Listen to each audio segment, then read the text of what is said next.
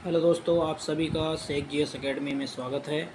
आज हम इस वीडियो में गवर्नर जनरल ऑफ इंडिया के बारे में देखें। मतलब कि जितने भी गवर्नर जनरल्स आए 1773 से ले करके उनके बारे में सारा हम देखेंगे।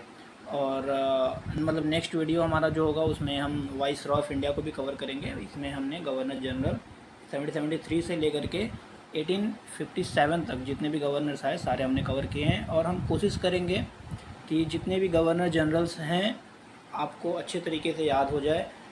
इसी वीडियो में मैं कोशिश करूंगा आपको सबको याद करा दूं। और एक छोटा सा ट्रिक भी है जिसके थ्रू आप सारे गवर्नर जनरल्स को याद रख सकते हैं। ठीक है, तो ये जो वीडियो होगा ये मोस्टली जो लोग ज़्यादातर तैयारी कर रहे हैं, जैसे बीपीएससी का तैयारी कर रहे हैं और किसी और स्टेट पीसेस का तैयारी कर रहे हैं, और अभी जैसे एसएससी जीएल का एग्ज़ाम हुआ, सीएचएसएल एसएससी से रिलेटेड कोई भी एग्ज़ाम की तैयारी कर रहे हैं। मतलब कहने का मतलब ये है कि जितने भी जीएस जिस इसमें जीएस का पोर्शन कवर मतलब सिलेबस में है उस चीज़ के लिए ये यूज़फुल होगा।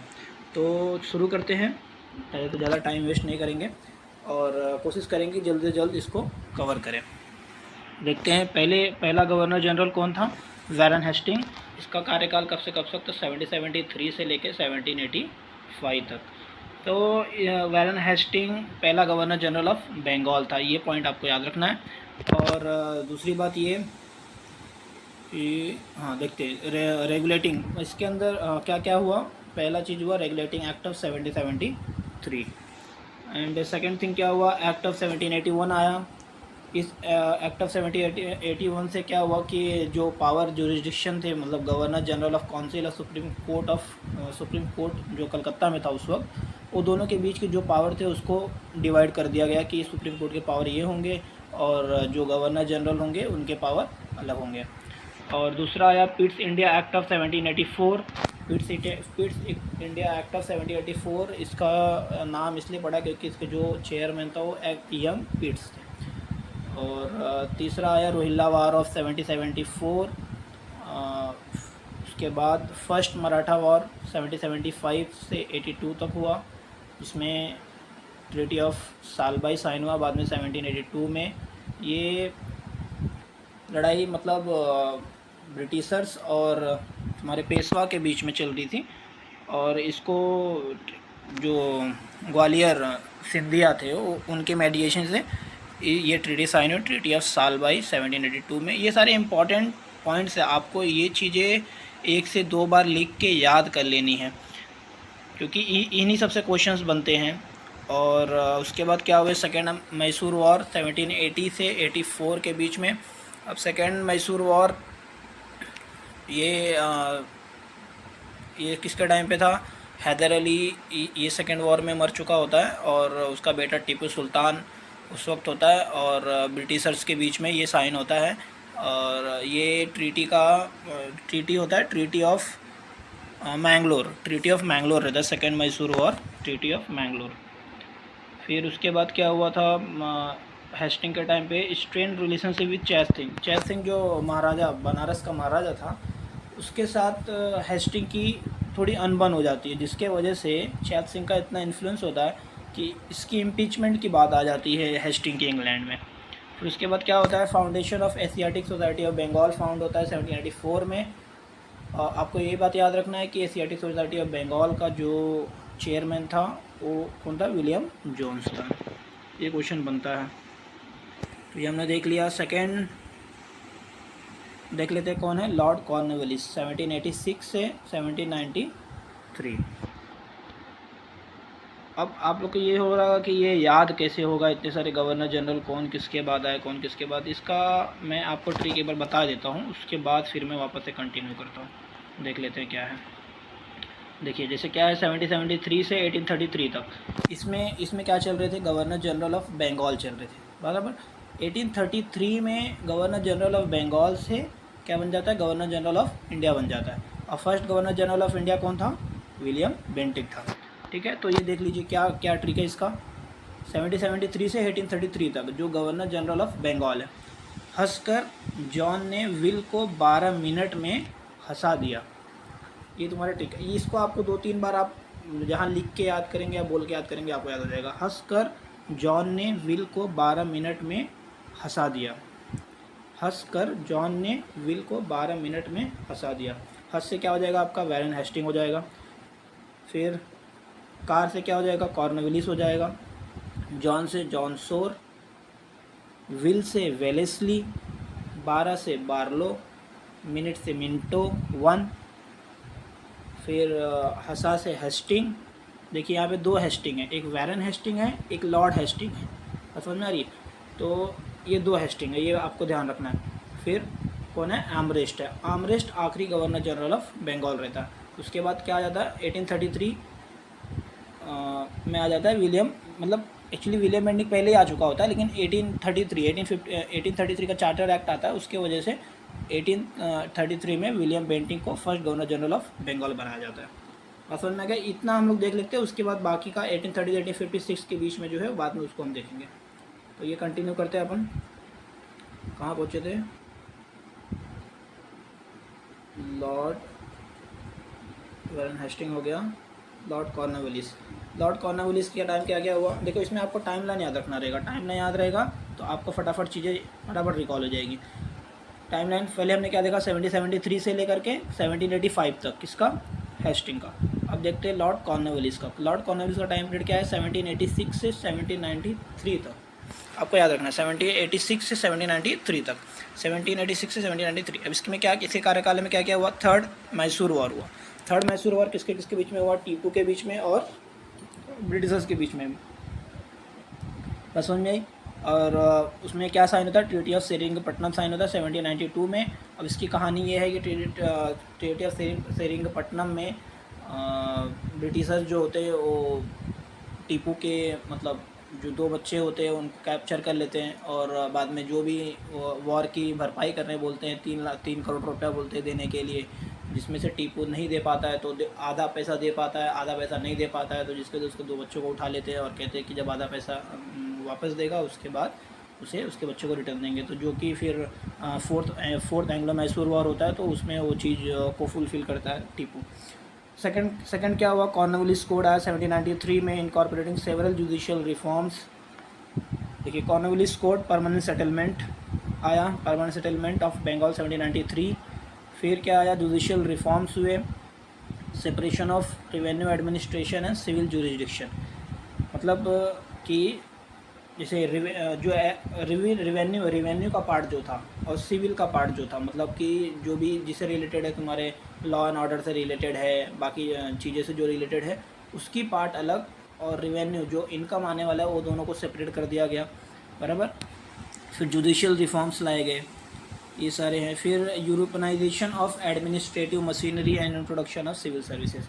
अब क्या हो रहा है, जितनी भी एडमिनिस्ट्रेटिव मशीनरी मतलब जितने भी काम एडमिनिस्ट्रेशन का काम हो रहा है उसमें यूरोपियन टेक्निक्स सारे इस्तेमाल होने लग गए, और सिविल सर्विसेज का इंट्रोडक्शन करना। इसीलिए लॉर्ड कॉर्नवेलिस को एक बात आप याद रखें, लॉर्ड कॉर्नवेलिस को क्या कहा जाता है? Father of Indian civil services कहा जाता है, ये बात आप याद रखना है। फिर उसके बाद आया शोर। हमने 2 देख लिया, कौन कौन? वैरन हेस्टिंग 1773 से 1785, कॉर्नवेलिस 1785 से 1793। अब कौन है? शोर 1793 से 1798। इसके टाइम पे आया charter act of 1793 and battle of Kharda हुआ। बैटल ऑफ खरदा किसके बीच में हुआ? निज़ाम और मराठा के बीच में 1795 में। और नेक्स्ट हुआ लॉर्ड वेलेस्ली 1798 से 1805।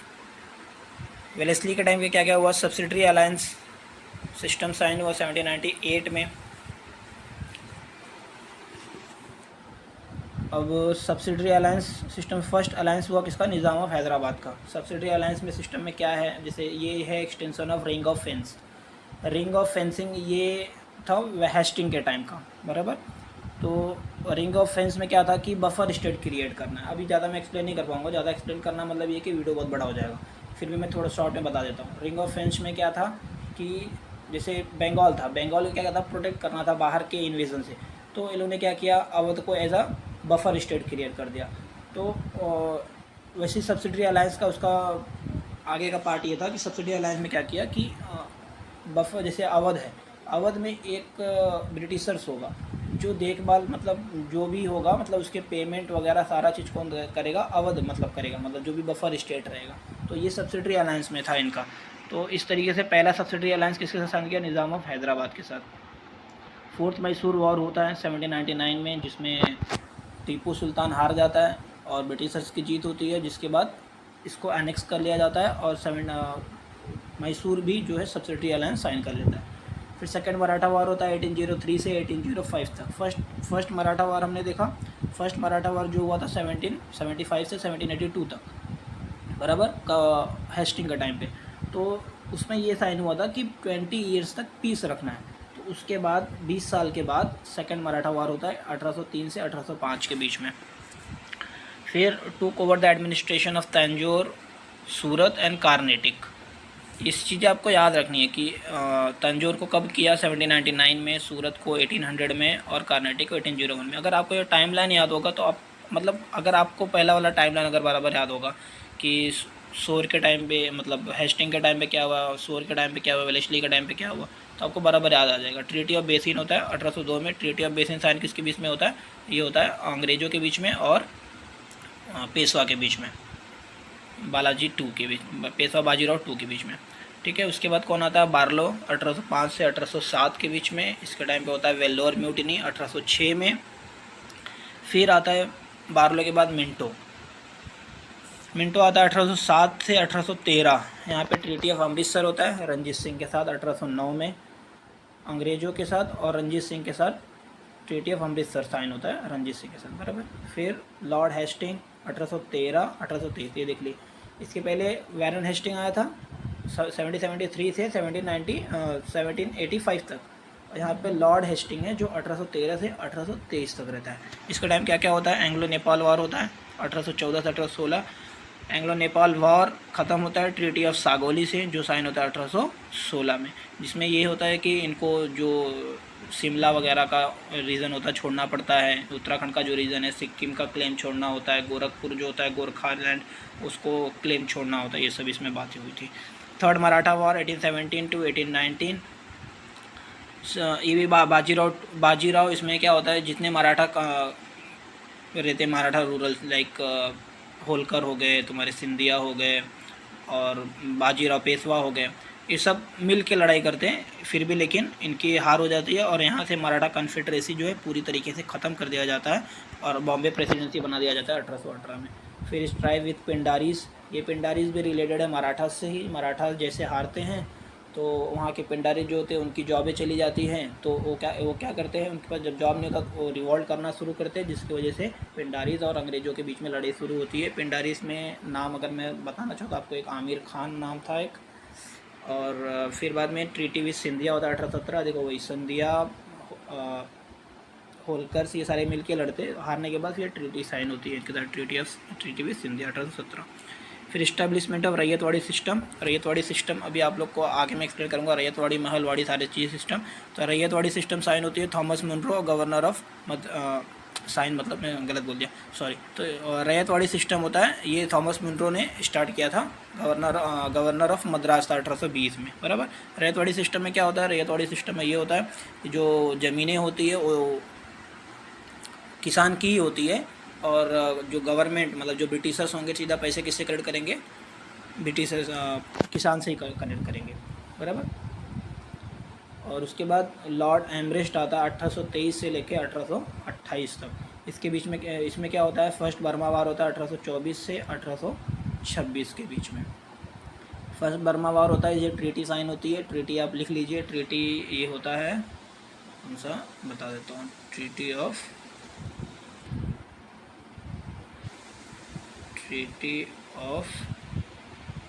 यांदाबो,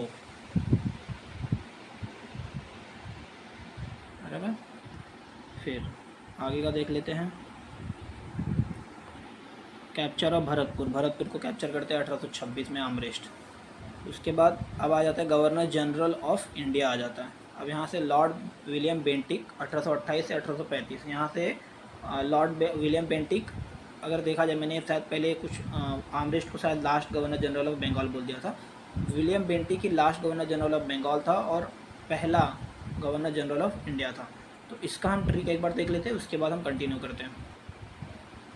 क्या ट्रिक है? 1833-1856 we met at Ellora and had dal. बस समझ में आ गई? We met at Ellora and had dal. We मतलब क्या हो गया? William Bentinck. मेट मतलब Metcalfe. Ellora Ellenborough. Had Hardinge one.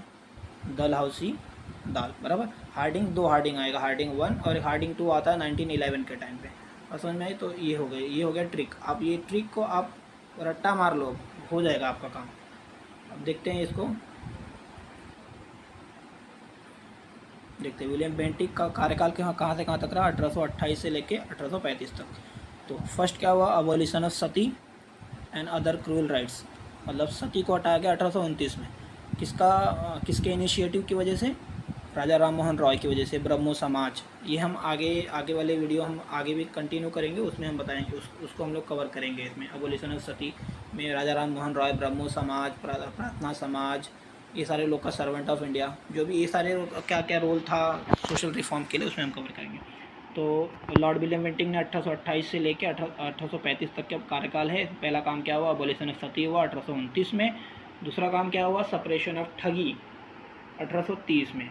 बस समझ में। तीसरा क्या हुआ? चार्टर एक्ट ऑफ 1833 आया। 1833 ऑफ चार्टर एक्ट आने की वजह से ही इसको क्या बनाया गया? गवर्नर जनरल ऑफ इंडिया बनाया गया। फिर resolution of 1835 an educational reform and introduction of English as a official language. अब रेजोल्यूशन ऑफ 1835 आया, एजुकेशनल रिफॉर्म आया, वही मैकॉले मिनट आता है, जिसमें इंग्लिश को ऐसा बताया जाता है कि इंग्लिश में आपको पढ़ाई कराना चाहिए बच्चों को, जो यहाँ पे है इंडियंस को। ताकि अब क्या होगा, एडमिनिस्ट्रेटिव वर्क है, वहाँ के लोग हैं, उनको समझ नहीं आ रही यहाँ की हिंदी भाषा, तो एक तालमेल बिठाने के लिए कि इंग्लिश एज अ लैंग्वेज लोगों को सिखाया जाए, और ताकि हमारा जो एडमिनिस्ट्रेटिव वर्क है अच्छे से हो सके।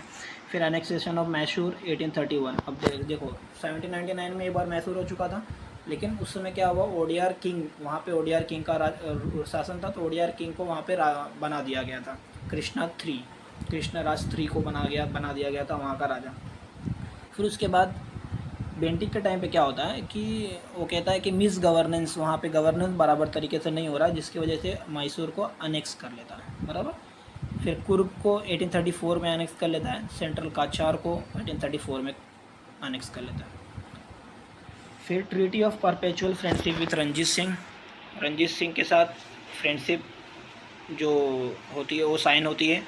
ये रंजीत सिंह के साथ इतना सारा इसके लिए हो रहा है क्योंकि अफ़गानिस्तान को शांत करना है, क्योंकि यहाँ से नेपोलियन का ख़तरा बढ़ रहा है, यहाँ से रशियन का ख़तरा बढ़ रहा है, अलेक्जेंडर 1 का। इसके लिए रंजीत सिंह के साथ दोस्ती की जा रही है अंग्रेज़ों के द्वारा। बस समझ में आ रही है? अबॉलिशन, देखो सारी चीज़ डिटेल में बता नहीं सकता मैं अभी फ़िलहाल, क्योंकि वीडियो बहुत बड़ा हो जाएगा, तो मैं फटाफट ये जो है कंप्लीट करने की कोशिश कर रहा हूँ। Abolition of provincial court of appeal and circuit set by Cornwallis appointed of commissioner of revenue and circuit. जो कॉर्नवालिस ने जैसे जो भी ये बनाए थे, सर्किट बनाए, मतलब कोर्ट्स वगैरह बनाए, उसमें जो अपॉइंटमेंट वगैरह सा रिलेटेड था कमिश्नर का, वो इन्होंने किया, बेंटिक ने। और फिर इसके बाद लॉर्ड मेटकाफे का new press law removing restriction on press in India. इसका कार्यकाल 35 से लेकर 36 तक 1 साल के लिए आया था।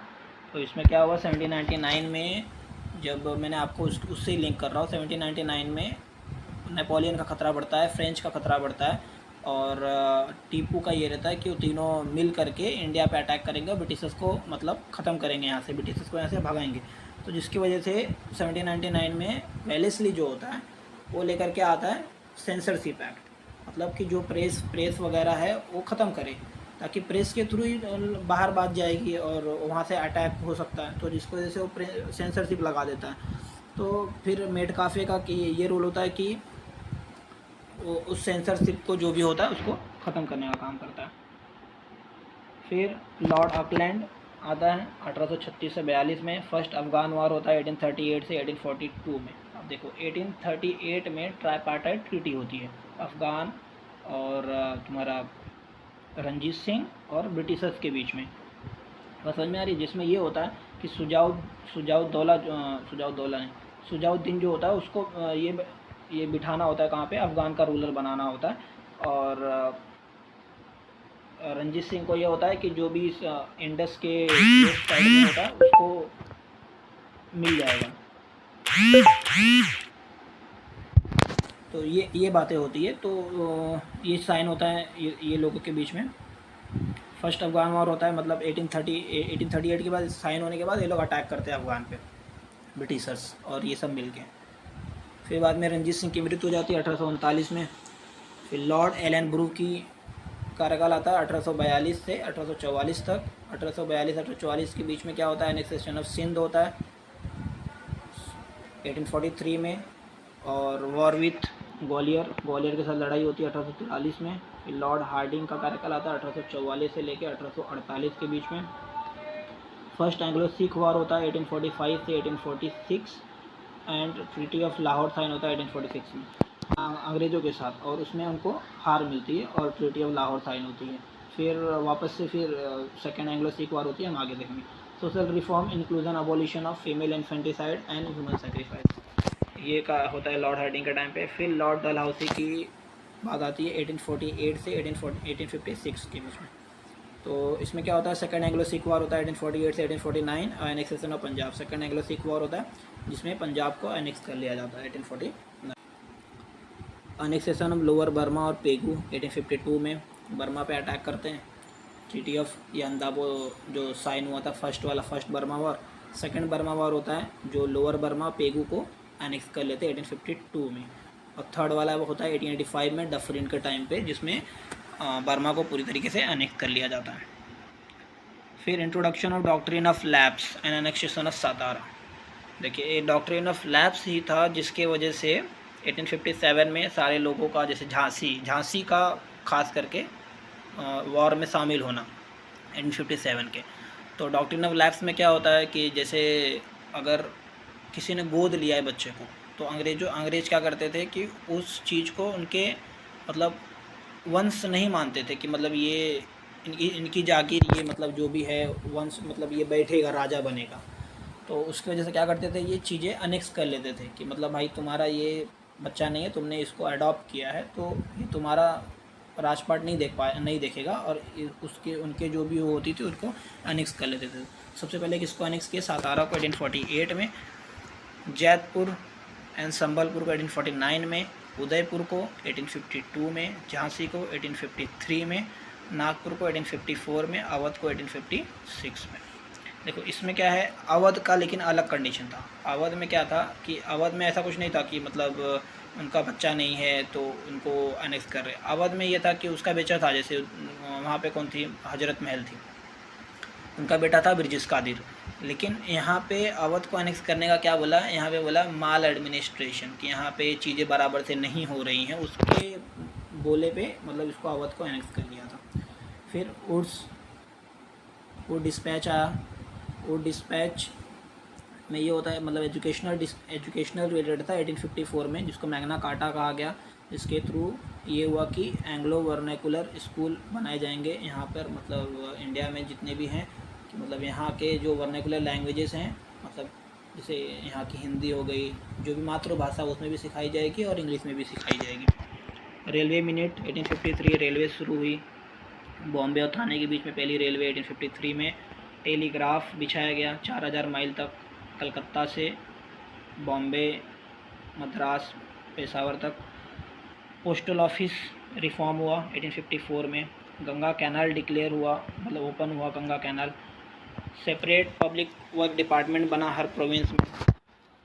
विडो री मैरिज एक्ट 1856, ये किसकी वजह से हुआ, विडो री मैरिज एक्ट 1856 किस वजह से पास हुआ, कमेंट करके बताओ आप लोग, बता देता हूँ। विडो रीमैरिज एक्ट ये पास हुआ ईश्वर चंद्र विद्यासागर से। जब सोशल रिलीजियस रिफॉर्म देखेंगे तो उसमें मैं कवर करूँगा। लॉर्ड कैनिंग 1856 से 1857, ये आखिरी तुम्हारा क्या है, आखिरी गवर्नर जनरल ऑफ इंडिया था, और ये फर्स्ट वाइसरॉय ऑफ इंडिया था असल में। तो देख लो, establishment of 3 universities at Calcutta, Madras, Bombay in 1857 में। 1857 में 3 यूनिवर्सिटी बनाया, कहाँ पे, कलकत्ता, मद्रास और बॉम्बे में। 1857 का रिवॉल्ट हुआ, आप सबको पता ही है।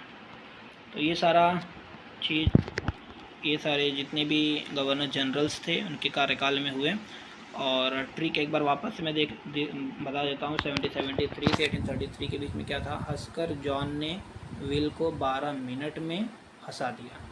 हंस क्या है, Warren Hasting, Cornwallis car, John Shore, will से वेलेस्ली, 12 से बार्लो, मिनट से मिंटो वन, हंसा से हेस्टिंग, और दिया में ये जो है आर्मरेस्ट।